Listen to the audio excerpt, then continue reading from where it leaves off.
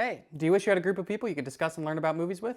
Welcome to Kaden's Movie Club, which is kind of like a book club, but for movies. And today we're announcing our theme for August. Last month we looked at summer blockbusters, movies that created big cultural moments, drew in huge crowds, and made tons of money. But for every blockbuster, there's also been some other great movie that went unnoticed, like It's a Wonderful Life. When it came out in 1946, the movie got mixed reviews at best. A lot of critics thought it was too sentimental. What is it you want, Barry? What do you want? You want the moon? Just say the word and I'll throw a lasso around it and pull it down. It was also a flop at the box office, losing around $500,000, which, according to the internet, in today's money would be closer to $45 million.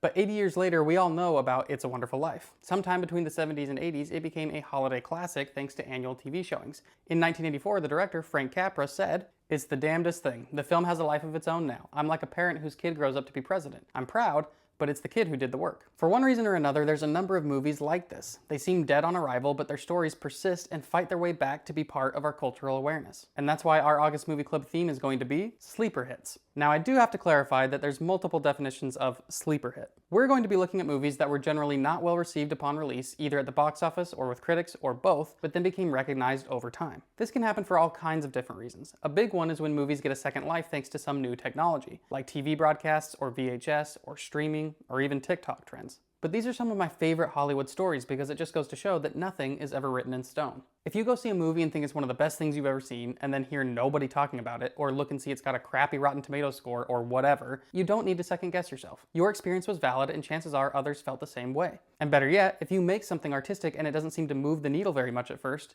you just never know. And with all that in mind, our movie lineup will be The Shawshank Redemption, Willy Wonka and the Chocolate Factory, Blade Runner, The Big Lebowski, and The Thing. And our first movie is Shawshank Redemption, so let me give you a little intro. If you only caught part of this movie in the early 2000s on TNT, you might be entitled to compensation. Like many other movies, Shawshank did test screenings, and apparently reactions were extremely positive, some of the best feedback the filmmakers had ever seen in test screenings. So they were pretty optimistic they had a hit on their hands. The director, Frank Darabont, and his producer, Liz Glotzer, decided to do that cute thing where you sneak into screenings on opening weekend to see how audiences are reacting to your movie. The only problem was when they walked into the famous Cinerama Dome, nobody was there. It ended up being a complete box office bomb and didn't even make back its budget. And yet today, it has been at the #1 spot on IMDb's top movies list for over a decade, with over 3 million user ratings. If you look at any entertainment publication's all-time movie list, it's probably going to be on there somewhere. It's been spoofed and referenced in tons of other things. The Joker came to Arkham Asylum in the summer of '09.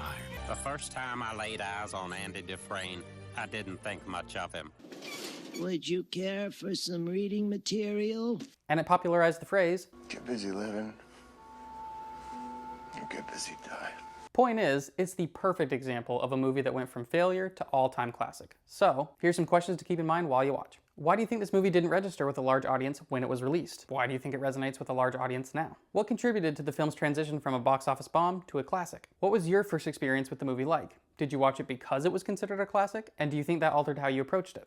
I'm really excited about our picks this month. I hope you're excited about this lineup as well. Let me know if you think I missed any movies, and I'll see you back here on Sunday to talk about Shawshank. If you want to be a part of Movie Club, you know where to go. It's the damnedest thing. It's the damnedest thing. It's the damnedest thing.